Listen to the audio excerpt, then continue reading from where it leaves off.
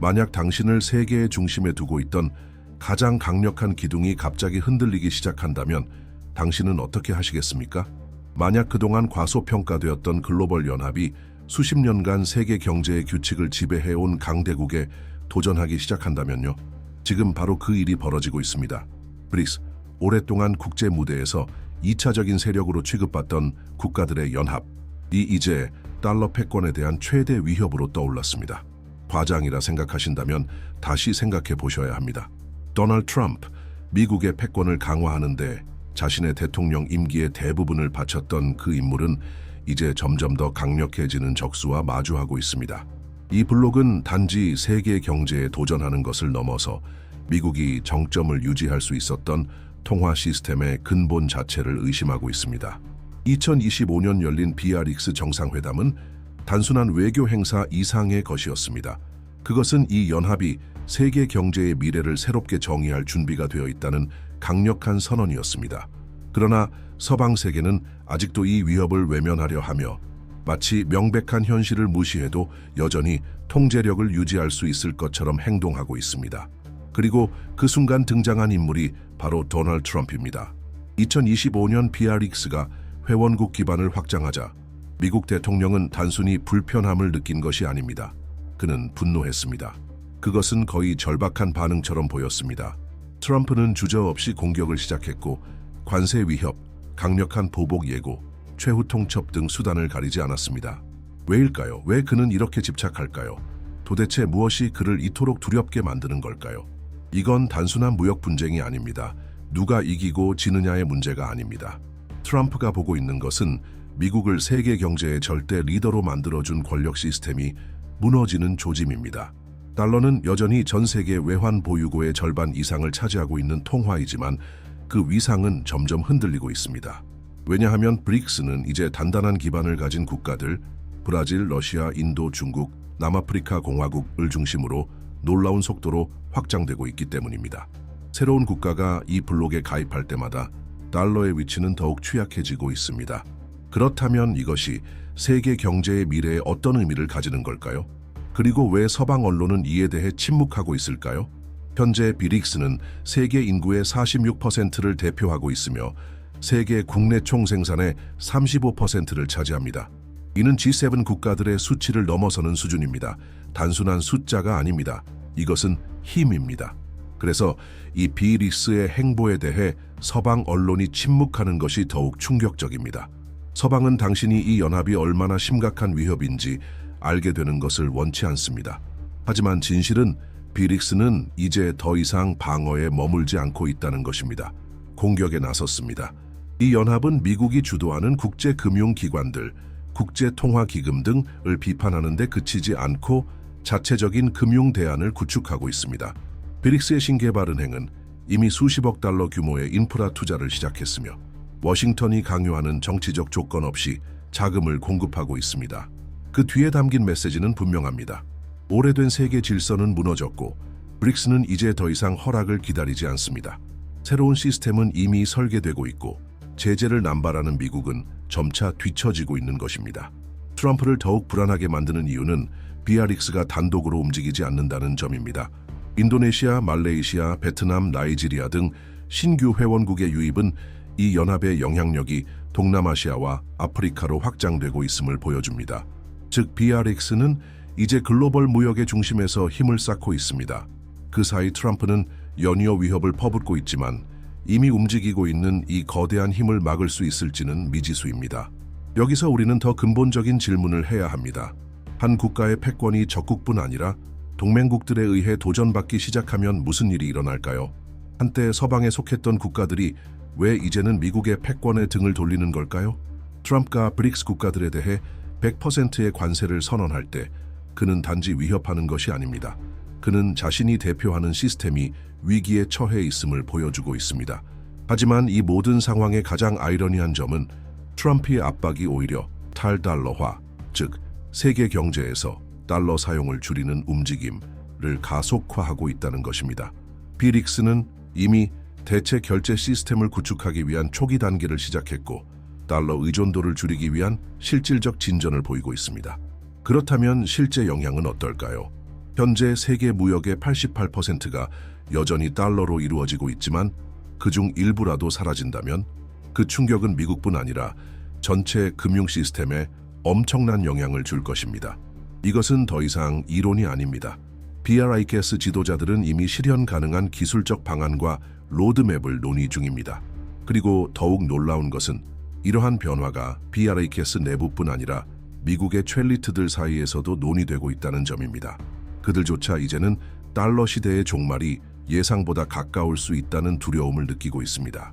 트럼프가 깨닫지 못하는 것은 그가 취하는 전략이 자신이 두려워하는 불을 더욱 키우고 있다는 사실입니다. 더 많은 관세, 더 많은 공격은 단순한 외교 갈등을 넘어서 탈달러화를 더욱 빠르게 이끄는 원인이 되고 있습니다. 그는 과연 이 상황의 심각성을 인식하고 있을까요? 결국 이 모든 것은 단순한 무역 전쟁이나 정치적 논쟁이 아닙니다. 이것은 세계 경제사의 분기점입니다. 가장 강력한 통화의 미래가 재구성되고 있으며 BRICS는 더 이상 주변 세력이 아닙니다. 그들은 실질적인 위협으로 부상했고 그들의 부상은 하나의 시대가 끝나가고 있음을 의미합니다. 2025년 BRICS는 서방 금융 지배에 대한 분명한 저항의 상징으로 떠올랐습니다. 새로운 국가들이 가입하면서 이 블록은 이제 전 세계 인구의 46%를 대표하고 있으며 세계 국내 총생산의 35%를 차지하고 있습니다. 이는 역사상 가장 영향력 있는 경제 그룹 중 하나인 그룹 오브 세븐을 넘어서는 수치입니다. 이 충격은 절대 과소평가할 수 없습니다. 서방 세계, 특히 아메리카 합중국은 이 변화의 진동을 분명히 느끼고 있습니다. 그런데 왜 언론은 이 사안을 공개적으로 다루지 않을까요? 왜 우리는 이 거대한 전환에서 조용히 멀어지고 있는 걸까요? 그 답은 바로 두려움입니다. 달러의 지배와 아메리카 합중국의 패권을 지탱해온 시스템이 무너질지 모른다는 공포, 권력이 몇몇 국가에 집중되지 않고 여러 지역에 분산된 다극화된 세계의 개념은 지난 반세기 이상 존재해온 구조에 대한 직접적인 위협입니다. 이제 BRICS는 단순한 토론단체도 정치적 상징도 아닙니다. 그것은 전략적으로 움직이는 실제적이고 강력한 힘입니다. 하지만 이 움직임은 아무 근거 없는 위협이 아닙니다. BRICS 국가들이 단순히 반항심이나 시스템에 대한 도전 욕구로 행동하는 것이 아닙니다. 그들은 행동할 수밖에 없는 이유가 있습니다. 왜냐하면 그들의 시민들이 현재의 금융 시스템으로 인해 대가를 치르고 있기 때문입니다. 브라질을 예로 들어봅시다. 2015년에 경제 위기가 강타하면서 실업률이 급등했고 사람들은 인플레이션과 생활비 상승으로 인해 자신들의 저축이 사라지는 것을 지켜봐야 했습니다. 이 문제는 개별적인 사건이 아닙니다. 이는 전 세계적으로 수많은 개발도상국과 저소득 국가들에서 반복되고 있는 패턴입니다. 이들 국가는 이제 워싱턴, 브뤼셀, 런던에서 내려지는 결정에 의존하며 사는 것에 지쳤습니다. 그런 결정은 종종 그들의 현실과는 전혀 관련이 없습니다. 그래서 브릭스가 등장하는 것입니다. 이 블록은 서방 강대국들이 지배하는 세계 금융 시스템에 대한 구체적인 대안이 되었습니다. BRICS의 신개발은행은 이미 수십억 달러 규모의 인프라와 개발 프로젝트에 투자했으며 국제통화기금이나 세계은행의 정치적 조건이 붙지 않는 새로운 형태의 자금 조달 방식을 만들어내고 있습니다.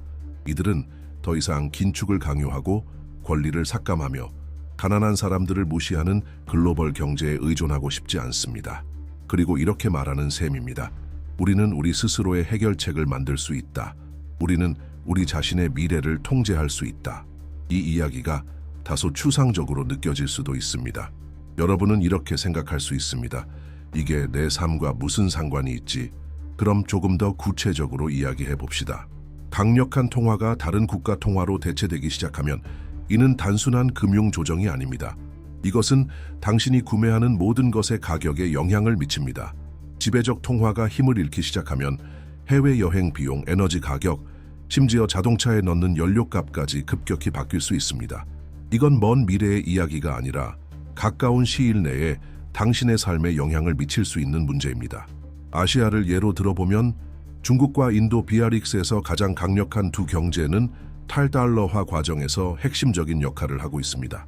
중국이 국제거래에서 자국 통화인 런민비 사용을 늘리기 시작하면 서방 세계에서 소비되는 중국산 제품의 가격은 큰 조정을 겪을 수 있습니다. 이것은 단지 온라인이나 매장에서 구매하는 제품에 그치지 않고 국가 간 경제적 상호작용에도 영향을 미칩니다. 그리고 비릭스의 영향력은 여기서 그치지 않습니다. 탈달러화 움직임은 또한 각국이 경제 제재에 대응하는 방식에도 영향을 주고 있습니다. 아메리카 합중국이 달러의 힘을 무기 삼아 이란이나 베네수엘라와 같은 국가에 어떻게 제재를 가하는지 들어보신 적 있으실 겁니다. 비아리키스는 이러한 제재를 우회할 수 있는 대체 시스템을 구축하고 있습니다. 이것이 의미하는 바는 앞으로 국가들이 아메리카 합중국의 압력에 굴복하지 않고 원하는 상대와 자유롭게 거래할 수 있는 시대가 올 수 있다는 것입니다. 이는 아메리카 합중국이 금융적 지배력을 잃고 세계 자금의 흐름이 분산되기 시작함을 의미합니다. 물론 비릭스도 내부적인 도전을 안고 있습니다. 영향력은 커졌지만 내부의 전략적 의견 차이는 여전합니다. 브라질과 인도는 기존 국제금융기관의 점진적인 개혁을 선호하지만 중국과 러시아는 서방 시스템과의 완전한 단절을 원합니다. 이 전략의 차이는 긴장감을 유발합니다. 모든 회원국이 동일한 미래를 그리는 것은 아니기 때문입니다. 그럼에도 불구하고 한 가지는 분명합니다. 비릭스는 이제 행동에 대해 허락을 기다리지 않습니다. 블록은 이미 브릭스페이라는 독자적인 결제 시스템을 만들었습니다. 이는 국제은행 간 금융통신망으로 알려진 스위프트 시스템의 대안으로 국제거래에서의 달러 의존도를 급격히 줄일 수 있습니다. 이 프로젝트는 아직 초기 단계이지만 세계가 달러에서 멀어지고 있다는 신호는 이미 확연합니다. 달러 패권에 대한 저항은 단순한 경제적 이해관계를 넘어서는 문제입니다. 이는 글로벌 권력 구조의 근본적인 재편이며 초강대국이라는 개념 자체를 다시 정의하려는 움직임입니다. 그리고 그 전환의 대가는 누구에게 돌아갈까요? 바로 우리 모두입니다. 왜냐하면 강대국들이 정치적, 경제적 전쟁을 벌이는 동안 그 여파는 결국 평범한 사람들에게 떨어지기 때문입니다. 물가가 오르고 생활비는 치솟으며 언제나 그렇듯 가장 큰 피해를 보는 것은 가장 가난한 사람들입니다. 브릭스의 반응은 더할 나위 없이 분명합니다. 우리는 더 이상 서방이 강요하는 세계 금융 질서의 그림자 속에서 살고 싶지 않다. 수십 년 동안 개발도상국들은 국제통화기금과 세계은행으로부터 대출을 받으면서도 매우 가혹한 조건을 감수해야 했습니다. 그러한 조건들은 많은 경우 그들의 경제 위기를 해결하기는커녕 오히려 더 심화시키기만 했습니다. 긴축 정책, 필수 공공서비스의 축소, 국민 복지를 희생하면서까지 부채 상환을 우선시하도록 하는 구조 개혁, 이 모든 것이 서방이 남긴 유산의 일부입니다. 하지만 브릭스는 이제 과감한 결단을 내리고 있습니다. 바로 자신들만의 대안을 구축하는 것입니다. 브릭스가 주도한 신개발은행은 이미 수십억 달러 규모의 인프라 및 개발 프로젝트에 투자하고 있으며 국제통화기금처럼 정치적 조건을 전제로 하지 않습니다. 그렇다면 질문은 다음과 같습니다. 서방이 세계 신용에 대한 독점 권한을 상실하면 어떻게 될까요? 경제 권력이 아메리카 합중국과 유럽의 통제를 벗어나보다 민주적으로 분산된다면 어떤 변화가 일어날까요? 이것은 단순한 금융 변화가 아닙니다. 이는 세계 금융의 구조를 근본부터 뒤흔드는 지각 변동이며 우리가 돈을 다루는 방식, 대출을 받는 방식, 국제 원조를 주고받는 방식, 심지어 우리의 경제가 성장하는 방식 자체를 바꾸게 될 수도 있습니다. 브릭스는 단순히 또 다른 은행을 만드는 것이 아닙니다. 수십 년 동안 가장 가난한 국가들을 종속시켜온 금융 시스템 자체에 대한 대안을 만들고 있는 것입니다. 다시 말해 브릭스는 이렇게 선언하고 있습니다. 이제는 우리의 시대다. 우리는 더 이상 허락을 기다리지 않을 것이다. 그런데 왜 이것이 서방에겐 그렇게 위협적으로 느껴질까요? 답은 간단합니다. 전 세계는 더 이상 착취의 무대가 되기를 원치 않기 때문입니다. 브릭스는 새로운 금융 시스템을 구축하고 있습니다. 이 시스템은 부유하고 권력 있는 자들만을 위한 정책을 강요하지 않고도 자금 조달이 가능하도록 합니다. 이는 단지 개발도상국에 자금을 제공하는 문제가 아닙니다. 그것은 역사적으로 반복되어 온 강요 없이 실질적인 대안을 제공하는 진정한 글로벌 금융 네트워크를 구축하는 것입니다. 이제 이 변화가 여러분의 일상에 어떤 영향을 미칠지 상상해 보십시오. 은행과의 관계를 생각해 보세요. 여러분이 대출을 신청하거나 국제 결제를 수행할 때 여러분은 간접적으로 전 세계 불평등을 고착시킨 시스템에 연결되어 있는 것입니다. 통화의 통제, 자금 흐름, 대출 권한은 단순한 숫자의 문제가 아닙니다. 이것은 누가 전 세계 부로부터 이익을 얻고 누가 소외되는지를 결정하는 힘입니다. 새로운 금융 시스템이 형성되고 새로운 개발은행과 거래 방식이 등장하면 그것은 국가 간 권력의 균형뿐만 아니라 여러분과 금융 시스템 사이의 권력 구조까지도 변화시킵니다. 이 시점에서 핵심 질문이 생깁니다. 브릭스가 국제통화기금의 현실적인 대안으로 떠오르면 아메리카 합중국 같은 초강대국은 어떻게 대응할까요? 이 질문이 특히 흥미로운 이유는 우리가 사용하는 금융 시스템이 워싱턴과 그 동맹국들의 권력 기반이 되어 왔기 때문입니다. 이것은 단지 금융의 문제가 아닙니다. 이것은 주권, 통제, 그리고 무엇보다 정치적 권력에 대한 문제입니다. 브릭스는 그들의 새로운 금융 구조를 통해 이런 기존의 패권에 정면으로 도전하고 있습니다. 단순히 기존 글로벌 금융기관들을 비판하는 것이 아니라 그 기관들을 대체하고 있는 것입니다. 하지만 서방은 이를 용납할까요? 아니면 이 금융혁명이 커지기 전에 억누르려고 시도할까요? 그 와중에 브릭스의 새로운 대안을 선택하는 나라들엔 어떤 일이 일어날까요? 가장 뚜렷한 예가 바로 아프리카와 라틴 아메리카의 국가들입니다. 오랫동안 주변부로 밀려났던 이들 대륙은 이제 브릭스를 통해 종속의 사슬을 끊을 수 있는 기회를 보고 있습니다. 하지만 이러한 변화는 결코 쉬운 일이 아닙니다. 이 변화는 엄청난 정치적, 경제적 도전을 동반합니다. 세계 금융 시스템은 단기간에 바뀌지 않습니다. 시간이 필요하고 협상이 필요하고 적응과 장애물 극복이 필요합니다.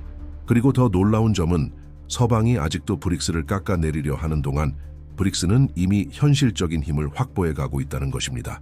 이 지점에서 상황은 더욱 흥미로워집니다. 도널드 트럼프가 관세와 제재를 위협할 때 그는 역설적으로 현재의 시스템이 얼마나 위기에 처해 있는지를 그대로 보여주고 있는 것입니다. 아이러니하게도 브릭스 국가들에 더 큰 압력을 가할수록 그는 오히려 그들의 단결을 촉진시키고 있습니다. 아메리카 합중국의 행동은 달러 패권에 대한 대안을 더욱 현실로 만들고 있습니다. 결국 트럼프는 통제를 유지하려는 시도로 인해 브릭스 국가들을 더 강하게 결속시키고 있으며 그가 막으려는 바로 그 흐름을 가속화시키고 있는 셈입니다. 브릭스가 새로운 금융 질서를 이야기할 때 그것은 먼 미래의 이야기가 아닙니다. 그것은 지금 이 순간 시작되고 있는 현실입니다. 자국 통화를 활용한 거래, 브릭스페이 시스템, 그리고 서방 금융 시스템에서의 이탈은 이제 더 이상 추상적인 개념이 아닙니다. 그것은 지금 실제로 구현되고 있는 새로운 금융 시스템의 현실입니다. 이것은 단순한 경제적 변화가 아니라 하나의 혁명입니다. 과거에는 아메리카 합중국이 관세나 제재를 가하면 전 세계가 흔들렸습니다. 통화는 폭락하고 시장은 후퇴하며 각국 지도자들은 한 발 물러섰습니다. 하지만 지금 도널드 트럼프는 과거의 레퍼토리를 반복하고 있지만 그 영향력은 더 이상 예전 같지 않습니다. 세계는 이제 워싱턴의 축복 없이도 생존할 수 있는 법을 배웠습니다. 문제는 트럼프만이 아직 그 사실을 깨닫지 못하고 있다는 것입니다. 어쩌면 그는 끝까지 깨닫지 못할지도 모릅니다. 왜냐하면 지금 이 상황에서 걸려있는 것은 단순한 미국의 영향력이 아니라 현실을 수사 아시우치로 조종할 수 있다고 믿어온 한 남자의 자아이기 때문입니다. 도널드 트럼프가 2024년에 두 번째 대선에서 승리했을 때 많은 사람들은 아메리카 퍼스트라는 슬로건 아래 경제 지배 프로젝트가 다시 본격화될 것이라 예상했습니다. 그리고 그는 실제로 시도했습니다. 재임 직후 그는 달러를 위협하는 어떤 국제적 시도에도 100%의 관세를 부과하겠다고 선언했습니다. 브릭스와 협력하는 국가는 곧 아메리카 합중국의 금융전쟁을 선포하는 것이라며 직접적으로 경고했습니다. 하지만 곧 이상한 일이 벌어졌습니다. 수년 동안 반복된 그 위협은 더 이상 통하지 않았습니다. 각국의 지도자들은 무시하기 시작했고 보복 위험에도 불구하고 새로운 동맹이 형성되기 시작했습니다. 트럼프의 수사는 더 이상 세계를 얼어붙게 만들 수 없게 된 것입니다. 그리고 트럼프는 늘 그래왔듯 고집스럽게 더 큰 위협으로 대응했습니다. 2025년 7월 그는 트루스 소셜에 폭발적인 글을 올리며 브릭스를 경제 블록으로 위장한 반미 연합체라고 비난했습니다. 그가 정확히 무엇을 뜻한 것일까요? 관세에 대한 비판, 아메리카 합중국이 일방적으로 부과한 제재를 거부한 것, 아니면 워싱턴이 지지한 이스라엘의 이란 공격을 명확히 비판한 것, 트럼프는 구체적으로 밝히지 않았습니다. 왜냐하면 이 모든 비난의 이면에는 더 깊은 두려움이 존재하기 때문입니다. 그는 통제력을 잃는 것을 두려워하고 있습니다. 그가 가장 소중히 여기는 바로 그것을요. 국제사회의 반응은 점점 분명해지고 있습니다. 더 이상 달러를 무기로 사용하는 시스템에 의존하고 싶지 않다는 것입니다. 그리고 숫자가 그 변화를 증명합니다. 현재 달러는 여전히 전 세계 외환 보유고의 58%를 차지하고 있지만 이 수치는 2000년대 초반에 70%를 넘었던 적도 있습니다. 침식은 느리지만 꾸준합니다. 그리고 더 불안한 사실은 이제는 탈달러화를 위한 구체적이고 기술적인 계획이 존재한다는 점입니다.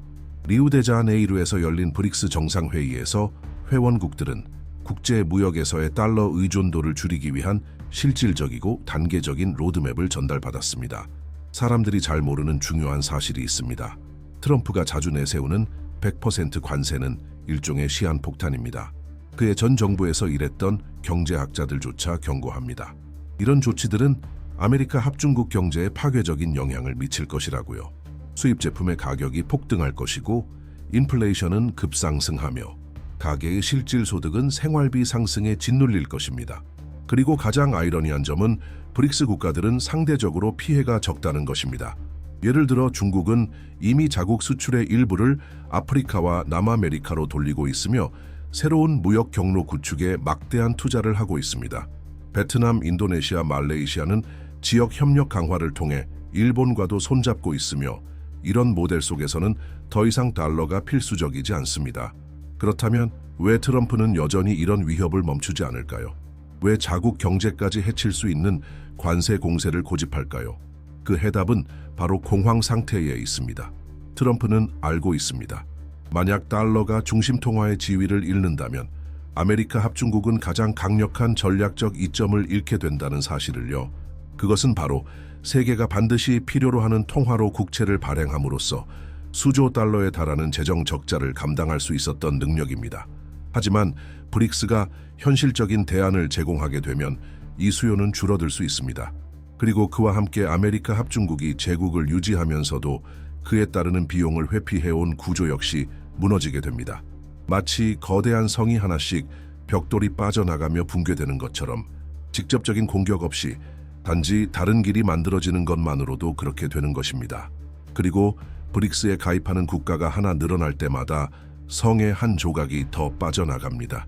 사우디아라비아, 이집트, 에티오피아, 아랍에미리트가 이미 가입했고 나이지리아와 태국이 그 뒤를 따르고 있습니다. 30개가 넘는 나라가 가입 의사를 표명한 상태입니다. 그리고 모두가 알고 있습니다. 그것이 의미하는 바가 무엇인지. 워싱턴의 허가 없이도 운영 가능한 새롭고 기능적이며 실행 가능한 금융 시스템이 이제 현실이 되어가고 있다는 것입니다. 브릭스는 구매력 기준으로 조정된 국내 총생산에서 그룹 오브 세븐을 추월했습니다. 이것은 단순한 기술적 수치가 아닙니다. 이것은 패러다임의 전환입니다. 현대사에서 처음으로 전 세계 경제 영향력의 중심축이 글로벌 노스에서 글로벌 사우스로 이동하고 있습니다. 그렇다면 이것이 실제로 무엇을 의미할까요? 과거에 신흥국이라 불리던 국가들은 더 이상 신흥이 아닙니다. 그들은 이미 부상했고 이제는 규칙을 다시 쓰기 위한 준비를 마쳤습니다. 브릭스의 신개발은행은 이미 33억 달러 규모의 인프라, 보건, 에너지, 디지털 연결성 프로젝트에 자금을 지원했습니다. 이것은 빈약한 약속이 아닙니다. 이미 건설된 병원, 세워진 다리, 전기화된 철도입니다. 앙골라에서는 내륙과 해안을 연결하는 철도망 일부가 이 은행의 자금으로 재정비되었습니다. 인도에서는 도시 탄소 배출을 줄이기 위한 친환경 대중교통 회랑이 추진되고 있습니다. 브라질에서는 아직도 예방 가능한 질병으로 어린이들이 사망하는 지역을 대상으로 위생 시스템 현대화를 위한 신용 한도가 개방되었습니다. 이 프로젝트들 중 어떤 것도 재정 개혁이나 임금 동결 민영화를 요구받지 않았습니다. 정치적 복종을 조건으로 하지도 않았습니다. 바로 이것이 기존 시스템과의 차이입니다. 당신은 아마 이렇게 생각할 수 있습니다. 이건 원래 세계은행이나 국제통화기금이 하던 일이 아닌가요? 이론적으로는 그렇습니다. 하지만 현실에서는 아니었습니다. 수십 년 동안 이들 기관은 사실상 서방 세계의 경제적 도구로 작동해왔습니다. 대출이 승인될 때마다 그 뒤에는 반드시 희생 매뉴얼이 따라왔습니다. 그리고 특히 가난한 국가들은 채권자에게 유리하고 국민들에게 불리한 조건들을 받아들일 수밖에 없었습니다. 브릭스는 이 순환을 끊고 있습니다. 다른 길이 있다고 말하고 있는 것입니다. 이 한 문장만으로도 기존 모델에 대한 도전입니다. 이제 여기서 외교적 파장이 드러납니다. 돈의 흐름이 바뀌면 외교의 무게 중심도 바뀝니다. 수십 년 동안 아메리카 합중국은 제재를 가하고 시장 접근을 조작하며 자금 지원을 중단하고 정책을 좌지우지할 수 있었습니다. 왜냐하면 전 세계가 달러를 필요로 했기 때문입니다. 그러나 이제 브릭스는 자국 통화로 양자 간 거래를 진행하고 브릭스페이 같은 자체 결제 시스템을 만들며 국제은행 간 통신망인 스위프트를 대체하고 있습니다. 이로 인해 달러에 대한 의존도가 무너지기 시작한 것입니다. 구체적인 예를 들어보겠습니다. 2024년 인도와 아랍에미리트는 석유를 인도 루피와 아랍에미리트 디르함으로 직접 거래하기로 하는 상업협정을 체결했습니다. 달러는 완전히 배제되었습니다. 이 영향이 작아 보일 수 있습니다. 단지 두 나라 간 계약일 뿐이라고 생각할 수도 있습니다. 하지만 바로 그것이 아메리카 합중국이 두려워해야 할 부분입니다. 이런 거래들이 점점 늘어나고 있습니다. 작은 계약들이 쌓여 결국 글로벌 금융 시스템의 기둥이 흔들리기 시작하는 것입니다. 이것은 에너지 분야에만 국한된 이야기가 아닙니다. 아메리카 합중국과 중국 간 긴장이 고조되면서 다국적 기업들은 제조업 생산지를 다른 국가로 옮기려 했습니다. 원래 계획은 단순했습니다. 공장을 중국에서 베트남, 말레이시아, 인도네시아 등 동남아시아 국가들로 이전하는 것이었습니다. 하지만 워싱턴이 예상하지 못한 변수가 있었습니다. 이들 국가들 역시 브릭스와 연대하기 시작한 것입니다. 갑자기 미국이 중국을 견제하기 위해 구축하려던 네트워크가 동일한 구조 안으로 흡수되고 있는 상황이 벌어졌습니다. 예를 들어 인도네시아는 이제 브릭스의 정회원국이며 배터리 생산에 필수적인 니켈 채굴 강국입니다. 말레이시아는 반도체 칩 생산의 선두 국가입니다. 베트남은 아메리카 합중국 전자제품 수입의 4% 이상을 차지하고 있습니다. 그리고 이들 국가들은 중국과 브릭스 국가들과의 상업적 금융적 연대를 더욱 강화하고 있습니다. 이것은 단순한 지정학이 아닙니다. 이것은 상업 전략이고 시장 포지셔닝이며 무엇보다 아메리카 합중국이 더 이상 영향력의 독점자가 아님을 의미합니다. 트럼프가 관세와 보복을 반복해서 위협하는 동안 브릭스는 세계 무역의 무대 뒤에서 영향력을 확장하고 있는 것입니다. 그렇기 때문에 긴장이 고조되고 있습니다. 그렇기 때문에 그룹 오브 세븐 회의에서는 브릭스를 이제 안보 이슈로 다루기 시작했습니다. 그렇기 때문에 전 세계 중앙은행들이 지난 10년 평균보다 40%나 많은 금을 기록적으로 매입하고 있는 것입니다. 전 세계가 움직이고 있습니다. 예상하고 준비하고 있는 것입니다. 왜냐하면 신호는 분명합니다. 이것은 단지 새로운 무역 블록이 아닙니다. 이것은 새로운 권력의 논리입니다. 그리고 이 새로운 논리는 달러를 필요로 하지 않습니다. 필요한 것은 신뢰입니다. 필요한 것은 인프라입니다. 필요한 것은 통합입니다. 그리고 브릭스가 바로 그것을 구축하고 있는 것입니다. 중국과 러시아, 이란을 잇는 철도 회랑, 브라질과 인도 간 은행 간 연동협정, 국가 주도의 디지털 화폐 개발을 위한 협력, 사회복지 프로그램 삭감 조건 없이 신용을 제공하는 은행, 금융 스펙터의 시장 개방을 조건으로 하지 않는 시스템, 정치적 입장 차이가 있음에도 불구하고 브릭스는 실질적인 의제를 중심으로 전진해왔습니다. 유럽연합이 아직도 공동 예산 문제를 논의하고 있는 사이 브릭스는 이미 공동 자금과 공동 무역로를 실행에 옮기고 있습니다. 세계는 조용히 주시하고 있습니다. 기업들도 마찬가지입니다. 기술, 에너지, 산업 분야의 대기업들은 이미 다중 통화 체제에 맞춘 구조 조정을 진행 중입니다. 전자상거래 플랫폼은 루피, 위안, 힐, 루블로 결제를 수용하기 시작했고 남방구 국가들의 은행들은 다중 통화 계좌를 개설하고 있습니다. 조정은 이미 시작되었고 그 흐름은 누구도 기다려주지 않습니다. 브릭스의 확장은 단순히 경제적 동맹을 넘어 세계 질서의 재편을 의미하는 중요한 전환점을 맞이하고 있습니다. 인도네시아의 완전 회원 가입 2025년 1월 7일 인도네시아는 동남아시아 최초로 브릭스의 완전 회원국이 되었습니다. 이 결정은 2023년 조하네스버그 정상회담에서 회원국들의 합의에 따라 이루어졌으며 인도네시아의 외교부 장관은 이를 개발도상국 간의 평등하고 지속 가능한 협력 강화를 위한 전략적 조치라고 설명했습니다. 말레이시아, 태국, 베트남의 파트너국 참여.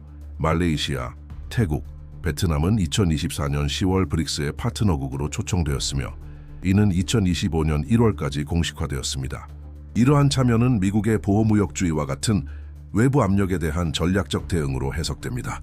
말레이시아는 브릭스와의 협력을 통해 재생 가능 에너지 및 기술 분야에서의 성장을 도모하고 있으며 태국과 베트남은 브릭스와의 협력을 통해 경제적 균형을 추구하고 있습니다.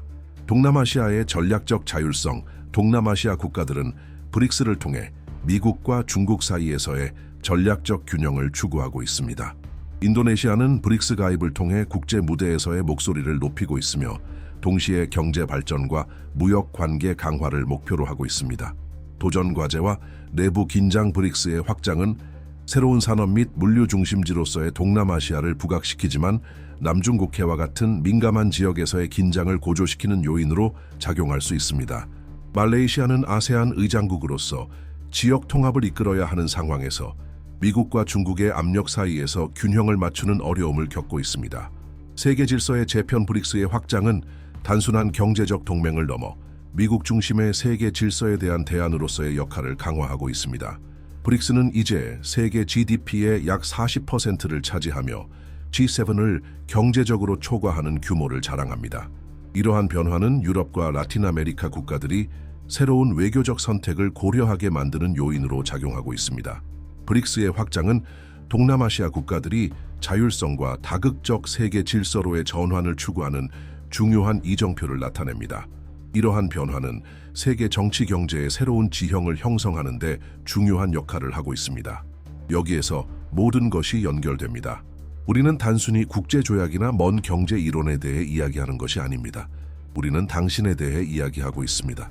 당신의 다음 식사가 얼마나 될지, 당신이 지갑에 넣고 있는 돈의 가치, 매달 말에 느껴지는 그 부담, 당신의 직장의 안정성, 그리고 계획을 세우는 능력, 그리고 그것들이 실제로 이루어질 가능성을 믿는 것입니다. 세상은 변하고 있고 그와 함께 우리 모두도 변하고 있습니다. 하지만 사건들에 의해 밀려가는 것과 그것들을 이해하는 사람이 되는 것 사이에는 큰 차이가 있습니다. 당신은 그 차이를 넘었습니다. 더 이상 무심코 지나치는 사람들의 일원이 아니게 되었습니다. 이제 당신은 보고 있습니다. 이해하고 있습니다. 그리고 그것은 모든 것을 바꿉니다. 왜냐하면 진정한 정보는 짐이 아니라 도구이기 때문입니다. 그것은 올바른 손에 있는 힘입니다. 당신은 이 길을 계속 탐험할 수 있습니다. 배운 것을 대화, 토론, 행동으로 바꿀 수 있습니다. 여전히 쉬운 말에 속고 있는 사람들에게 이 콘텐츠를 보여줄 수 있습니다. 일관성을 요구하고 책임을 요구하고 결정에 참여할 수 있습니다. 이제는 관객이 아니라 더 명확하고 공정한 미래를 만드는 과정에 적극적으로 참여하는 사람이 될 수 있습니다.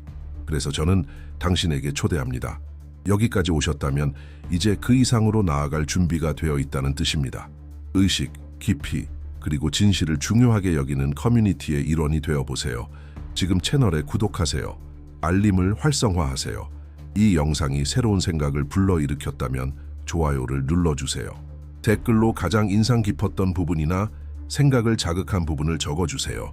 그리고 깨워야 할 사람들과 함께 공유해주세요. 숫자 때문이 아니라 세상을 변화시키는 것은 우리 주변 사람들의 시각을 변화시키는 것에서 시작되기 때문입니다. 그리고 무엇보다 감사드리고 싶습니다. 자동 모드로 사는 세상에서 이 콘텐츠에 시간을 투자해 주셔서 감사합니다. 표면을 넘어 더 깊은 곳으로 들어가도록 허락해 주셔서 감사합니다. 많은 사람들이 무시하고 싶은 어려운 질문들을 함께 맞서기로 결심해 주셔서 감사합니다. 이것은 용기가 필요합니다. 그리고 당신은 그 용기를 가졌습니다. 다음 에피소드에서 만나요. 더 많은 진실, 더 많은 폭로, 그리고 무엇보다 더 많은 의식을 가지고요. 세상을 생각하는 것이 그것을 변화시키는 첫 번째 단계이기 때문입니다.